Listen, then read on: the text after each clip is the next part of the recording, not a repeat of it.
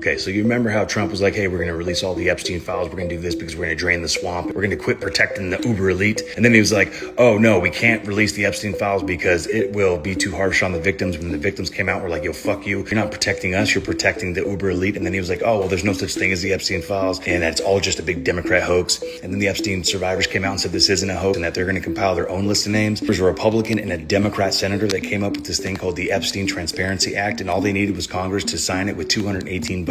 Every single Democrat signed the Epstein Transparency Act. Donald Trump and his cronies ended up calling every single Republican member of Congress to tell them that they are not to sign that act, and there was only 4 Republicans that signed it. And then Mike Johnson comes out, who's the Speaker for the Republican Party, and said, oh, we can't sign the Epstein Transparency Act because it's not written correctly. Okay, well, you know who the first name that they've uncovered through all this is John Paulson. You know who John Paulson is? He is a billionaire hedge fund manager who's a mega donor to the GOP, who's a mega donor to Donald Trump, and also a mega donor to Mike Johnson. Okay, he's also Jewish that does the bidding for Israel throughout his super PAC. You know who else is implicated in the Epstein files? Israel themselves, the government of Israel. You know who else is implicated in the Epstein files? The mega donors, the Adelsons. The Adelsons are the ones that actually helped put Trump in the office where he's at now in order to do all of the bidding for Israel that they command. Just as I promised, I recognize Israel's eternal capital and opened the American embassy in Jerusalem. Jerusalem became the capital.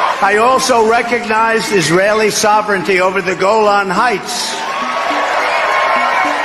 Miriam and Sheldon would come into the White House probably almost more than anybody outside of people that work there.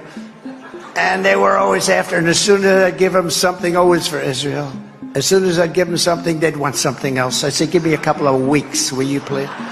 Why is it that every person that's implicated in the Epstein files, to include Jeffrey Epstein himself and Ghislaine Maxwell, all have ties to Israel? Why? That's kind of fucking weird, right? Well, now you know that it's not America first, it's Israel first. And the whole reason why Trump and the whole reason why the Republican Party in general is fighting this so hard and not giving transparency, not protecting these women and protecting pedophiles is because those pedophiles are their greatest donors. Those pedophiles are the ones that are keeping them in office.